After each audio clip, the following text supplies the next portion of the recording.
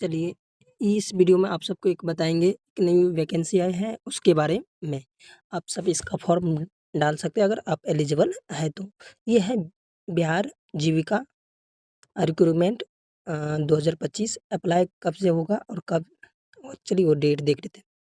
सबसे पहले आपको ये अप्लाई जो है ना 30 से ही स्टार्ट हो गया और इसका लास्ट डेट है कब? इसका लास्ट डेट भी देख लीजिए। तो आप सबको 18 अगस्त को होगा और इसमें यूआर, बीसी, ईबीसी और ईडब्ल्यूएस के लिए 800 रुपया लगेगा और एसटी, एसटी के लिए और पीएच कैंडिडेट के लिए 500 रुपया लगेगा।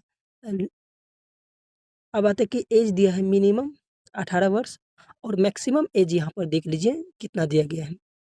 वो कैटेगरी वाइज दिया गया है। तो देख लेते हैं कैटेगरी वाइज किसको कितना है।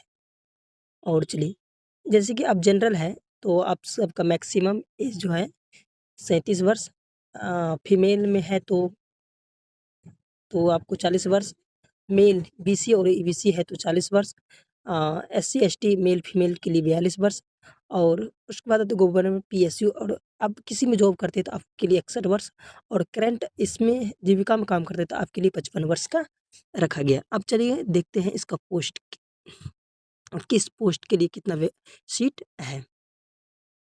तो चलते देखते हैं। तो सबसे पहले आ जाते हैं ब्लॉक डेवलपमेंट मैनेजमेंट, तो आपको 73 सीट, लाइवलीहुड स्पेशलिस्ट आपको 235 सीट, एरिया कोऑर्डिनेटर के लिए 374 सीट, अकाउंटेंट जो डिस्ट्रिक्ट एवं ब्लॉक लेवल के लिए 167 पोस्ट के लिए है। अब ऑफिस असिस्टेंस जो स्टेट डिस्ट्रिक्ट एंड ब्लॉक के लिए आपको 187 सीट है।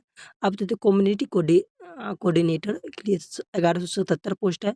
ब्लॉक आईटी एग्जीक्यूटिव के लिए 534 सीट है। टोटल सीट कितना है आपको 2747 सीट है। चलिए देख लेते हैं सभी के लिए कितने क्या सब क्वालिफिकेशन है।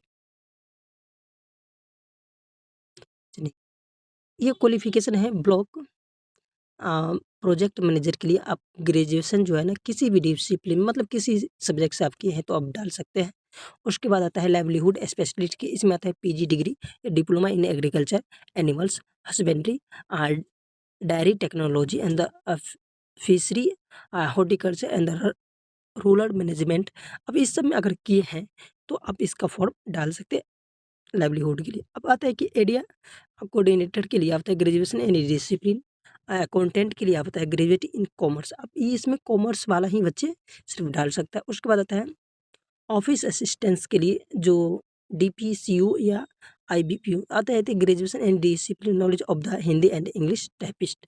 आपको टाइपिस्ट मतलब आपको टाइपिंग आना चाहिए तभी इस फॉर्म को आप डाल सकते हैं।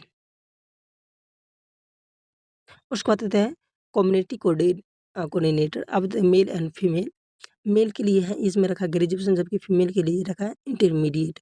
अब में गर्ल्स है तो आप इंटर से भी डाल सकते हैं इसको फॉर। उसके बाद आता है ब्लॉक आईटी एग्जीक्यूटिव, तो इसमें आता है बीटेक, बीसीए, बीएससी के बाद बीएससी में आईटी लिए हैं तो ही आप इसको फॉर्म को डाल सकते हैं और हिंदी इंग्लिश टाइपिंग आपको आना चाहिए। अब आता है कि सबके लिए बेसिक पे क्या है, ये पे लेवल तो नहीं है, ये बेसिक पे है, आपको इतना इतना मिलेगा और सब कुछ इसमें और जोड़कर ये जो है ना बढ़ जाएगा। तो ब्लॉक प्रोजेक्ट मैनेजर है तो आपको 36,101 रुपया मिलेगा। उसके बाद लाइवलीहुड स्पेशलिस्ट के 32,458 रुपया और एरिया कोऑर्डिनेटर के लिए आपको 22,662 रुपया और अकाउंटेंट के लिए आपको मिलेगा 22,600 नहीं सेमी। उसके बाद आते हैं ऐसे ऑफिस असिस्टेंट्स के लिए 15,990 रुपया। वो आते हैं कम्युनिटी कोऑर्डिनेटर सेम ही उसका भी है और ब्लॉक आईटी एग्जीक्यूटिव के लिए 22,662 रुपया मिलेगा।